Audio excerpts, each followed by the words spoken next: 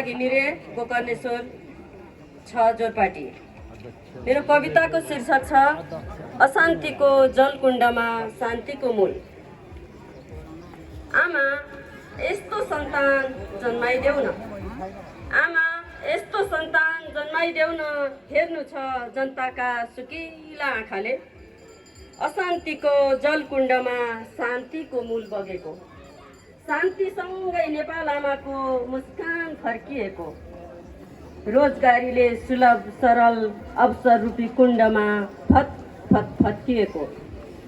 चुरेहरूको श्रृङ्गारमा dozer आतङ्क, चिचित छातीमा चलेको दमन, लह लह बाली झुल्ने छातीका अङ्ग अङ्गको कित्ताकाट, कागजको भित्तामा या होस् या आमाको छातीमा, छलबाजीमा रहरमा कतै नाफा नोक्सानको चक्करमा कुरूप बनाएर रित्तिँदैछन् इतिहासहरू, रित्तिँदैछन् इतिहासहरू, त्यसैले जोगाउनु छ इतिहास, रित्तिँदैछन् इतिहासहरू, त्यसैले जोगाउनु छ इतिहास। देशमा शान्त युग फरफराउनु छ, शान्तिको शान्त मनसुन वर्षाउनु छ, जहाँ बुद्धको बुद्धत्व जोडसँग मौलाओस्, जनसागरमा आमाको शिरदेखि समतल मैदानसम्मका जीवन रेखाहरूमा। सोध्नु छ आफ्नो दुवै हात फैलाएर सुतेकी गङ्गासँग, सोध्नु छ दुवै हात फैलाएर सुतेकी गङ्गासँग हाम्रो अस्तित्वको चरम उचाइ। थाम्नु जगाउनु छ आफ्नो आफ्नो जिम्मेवारीको पगरी, कञ्चन मूलको आनी बानी कहानीसम्म।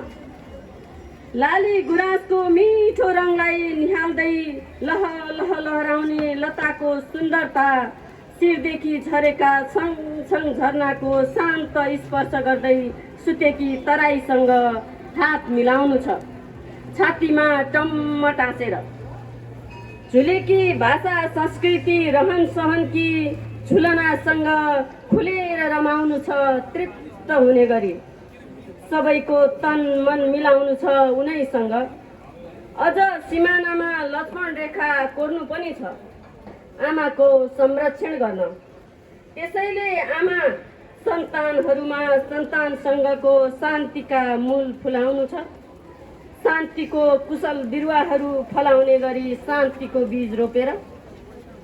देशको मुहार फेर्नु सुधार्नु जोगाउँदै, देशको मुहार फेर्न सुधार्न अस्तित्व जोगाउँदै, आफूलाई आफूभन्दा गौरवमान ठान्दै, उच्च उचाइमा चन्द्र सूर्य फरफराउँदै शिर ठाडो पार्नु छ। अशान्तिको जलकुण्डमा शान्तिको मूल बगाएर जुनभार आरामले सगरमाथाले बोकेकी छिन्, जुनभार आरामले सगरमाथाले बोकेकी छिन्। अब शान्तिको पछौरीले सर्लक्क छोप्नु छ, अब शान्तिको पछौरीले सर्लक्क छोप्नु छ। धन्यवाद। धन्यवाद। पालो आदरणीय कवि रत्ननिधि रेग्मीज्यूको तयारीमा बस्नुहोला डाक्टर कृष्ण सुवेदी भारद्वाज मित्र।